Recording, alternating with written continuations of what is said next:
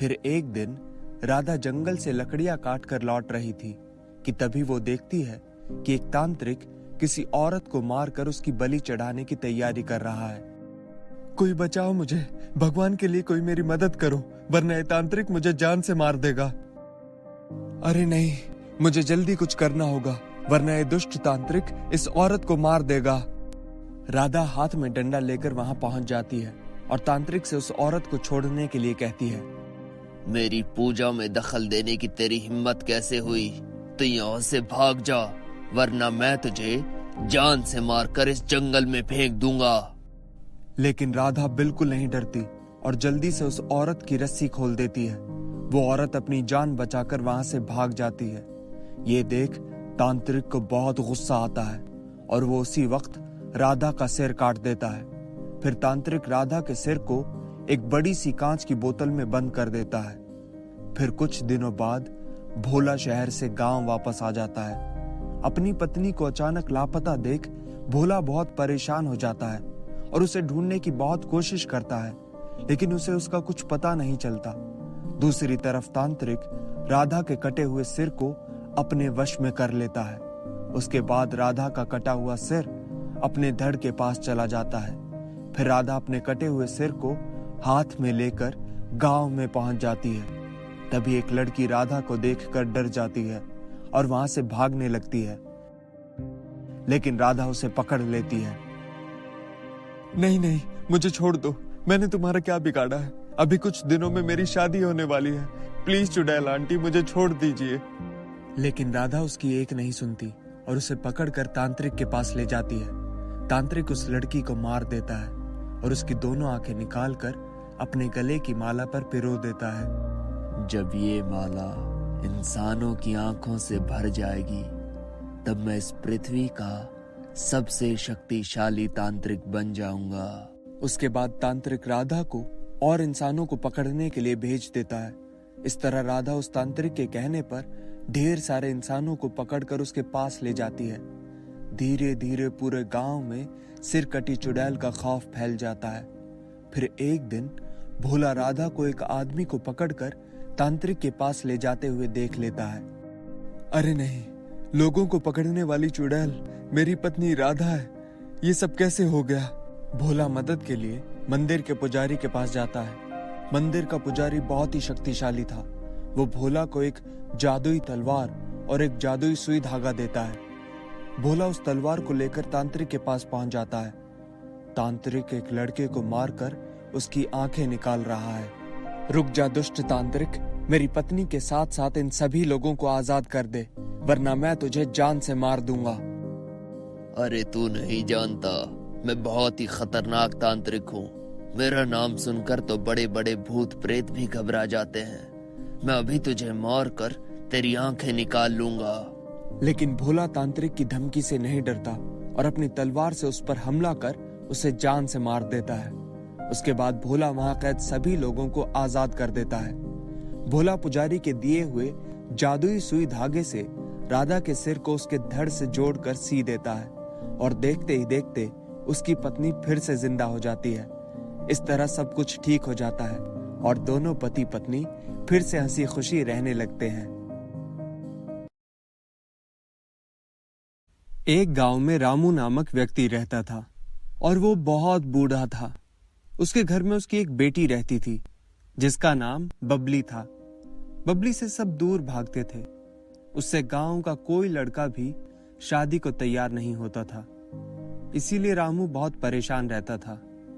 एक बार रामू का एक दोस्त रामू से पूछता है कि क्या हुआ रामू, तुम इतना परेशान क्यों रहा करते हो? रामू बोला, मैं अपनी परेशानी का कारण तुमको बता तो देता हूँ, मगर तुम किसी को मत बताना। ठीक है, मैं किसी से नहीं बताऊंगा। एक बार जब मैं शहर से गांव आ रहा था तो रास्ते में मुझे एक औरत नजर आई। वो औरत अपने पैरों में घुंघरू बांधे छन छन करती चली जा रही थी। वो मेरे आगे आगे, मैं उसके पीछे पीछे। मैंने सोचा गांव की कोई औरत होगी। चलते चलते अचानक वो रुक गई। उसको रुका हुआ देखकर मैं भी रुक गया। फिर वो मेरी तरफ मुड़ी और मेरे पास आने लगी।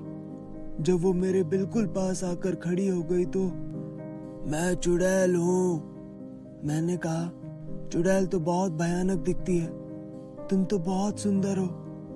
जैसे ही मैंने उससे ये बात कही, उसने अपना चेहरा बदल लिया। वो बहुत ही भयानक दिखने लगी। उसको देखकर मैं बहुत डर गया। थोड़ी देर के बाद फिर से वो पुरानी शक्ल में आ गई।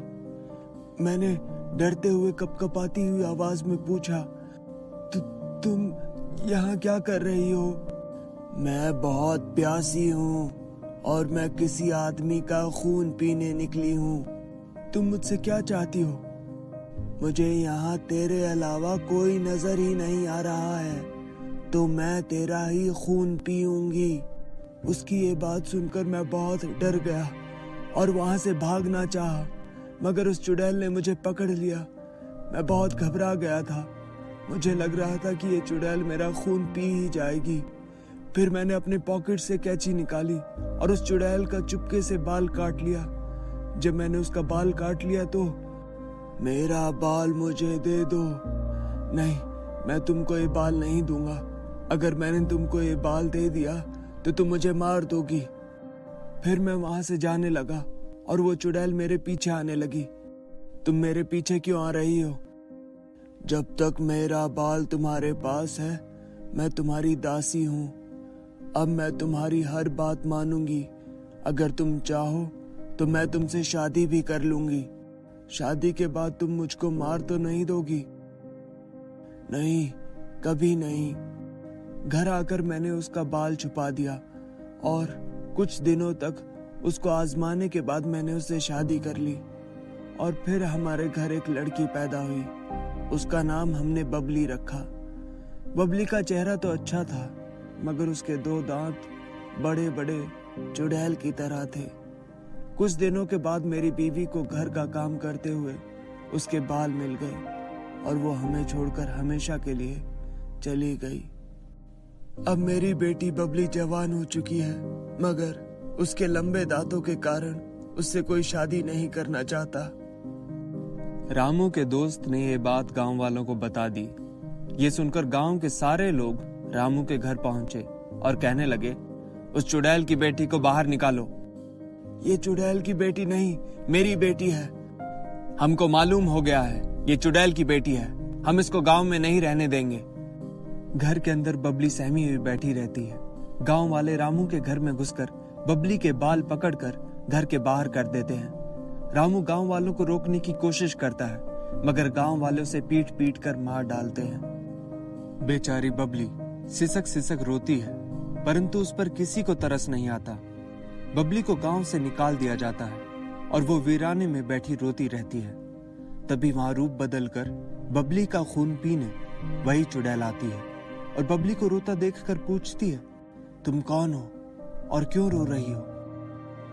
बबली चुड़ैल को अपना सारा किस्सा कह सुनाती है। बबली की बात सुनकर चुड़ैल समझ जाती है कि ये मेरी ही बेटी है।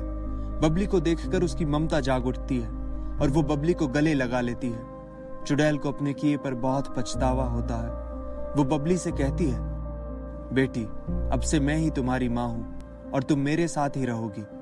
ये सुनकर बबली बहुत खुश होती है और वो और उसकी माँ दूसरे गांव में जाकर खुशी खुशी रहने लगते हैं।